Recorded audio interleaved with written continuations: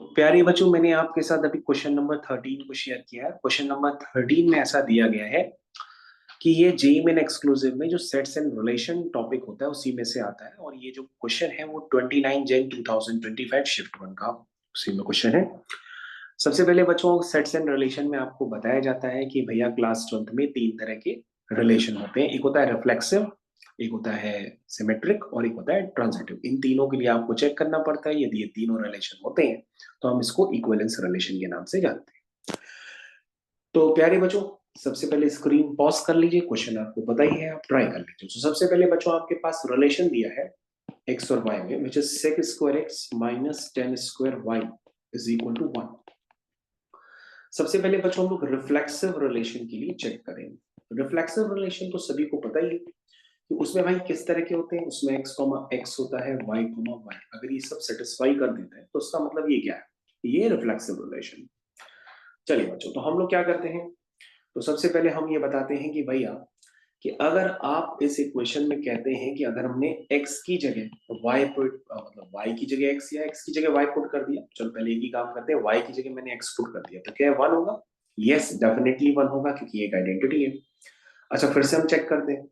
अगर हम x की जगह y पुट कर दें, मतलब x कॉमा x करेगा तो y कॉमा y भी करेगा, तो हम x की जगह y पुट कर देते हैं। तो बच्चों x की जगह y पुट करेंगे तो भी ये 1 ही होगा क्योंकि ये आइडेंटिटी होती है। तो that's this is reflexive relation. इसका मतलब आप लिख सकते हैं yes, it is reflexive relation. ये सबको याद आ गया होगा भाई, मैंने क्लास में भी पढ़ा है। ये आपका हो गया रिफ्लेक्सिव रिलेशन। चलिए भाई, दूसरा क्वेश्चन हम लोग करते हैं। ये पहला तो चेक हो गया। इसका सेकंड वाला पार्ट हम लोग चेक करते हैं कि भैया ये हमारा सिमेट्रिक रिलेशन है कि नहीं।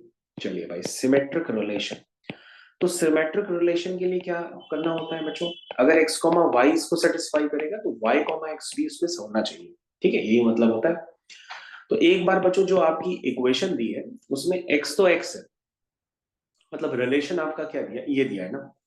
तो पहले हम चेक कर लेते हैं कि हम इस वाले रिलेशन में x को y से और y को x से रिप्लेस कर सकते हैं, या अब जैसा करना चाहे वैसे कर सकते हैं। चलो x कॉमा वाई तो दिख ही रहा, हम y कॉमा एक्स कर देते हैं। तो बोलो, चलो बच्चों चेक करते हैं। यहां पर हम y कर देते हैं और यहाँ पे बच्चों हम x कर देते हैं। क्या ये सेटिस्फाई करता है कि नहीं करता, पहले चेक कर लेते हैं।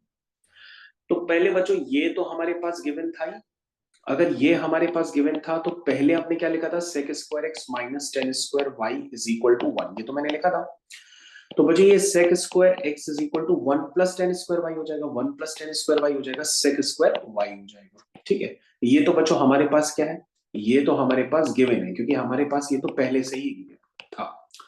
अच्छा बच्चों, अभी मैंने y कॉमा एक्स किया, मतलब x की जगह y और y की जगह x स्प्लिट कर दिया, तो हमारे पास आ गया sec स्क्वायर y। और बच्चों उधर कर देंगे तो 1 प्लस टेन स्क्वायर एक्स क्या आ जाएगा, sec स्क्वायर एक्स आ जाएगा।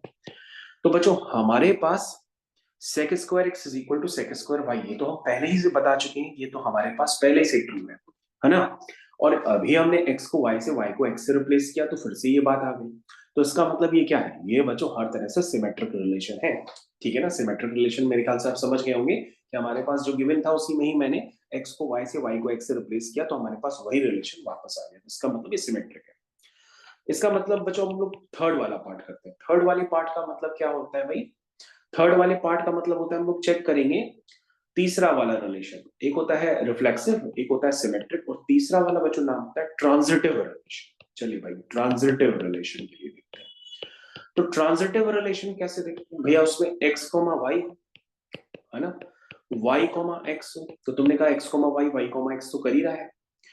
तो x comma Y, y comma Z, sorry x comma Y हो, y कॉमा जेड हो, तो x कॉमा जेड भी उसको सेटिस्फाई करना चाहिए। तो बच्चों x कॉमा वाई कर रहा है, y कॉमा जेड के लिए करके देख लेते हैं। आइए बच्चों, y कॉमा जेड के लिए कर लेते हैं। मतलब y कॉमा जेड का मतलब क्या हुआ बच्चों कि मैंने x की जगह y प्लेस कर दिया है और y की जगह z प्लेस कर दिया है, और मैं पूछ रहा हूं क्या ये ट्रू है कि नहीं है। तो तुम कहोगे sir sec square y is equal to sec square z आ जाएगा इस रिलेशन। और पहले क्या था, तुम कहोगे सर पहले था sec स्क्वायर y, इसके पहले जो आपके पास गिवन था वो क्या था, वो था sec square x is equal to sec square y। तो ये तो बच्चों पहले ही से था, और अभी आपने निकाल दिया sec square y is equal to sec square z। तो एक तरह से सेक स्क्वायर, अब ध्यान से देखिए ना कि सेक स्क्वायर वाई यहाँ पे भी है, सेक स्क्वायर वाई यहाँ पे भी है, तो बच्चों इसका मतलब सेक स्क्वायर जेड भी सेक स्क्वायर एक्स के बराबर हो जाएगा। इसका मतलब sec square X is equal to sec square Y is equal to sec square Z हो जाएगा। ये बात आप समझ पा रहे हैं? Sec square X is equal to sec square Y is equal to sec square Z, that means ये ट्रांजिटिव रिलेशन भी है। इसका मतलब बच्चों ये तीनों तरह का हो गया, रिफ्लेक्सिव भी हो गया, सिमेट्रिक भी हो गया, ट्रांजिटिव भी हो गया, दैट इज ये कैसा रिलेशन हो गया? This is equivalence relation. कैसा रिलेशन हो गया? Equivalence relation. आई थिंक बच्चों सभी को समझ में आ गया होगा। फिर भी जिन बच्चों ने सही से सारी क्लासेस नहीं किए वो हमारे लेक्चर्स को लेकर के उसको दोबारा कंप्लीट कर सकते हैं। Thank you.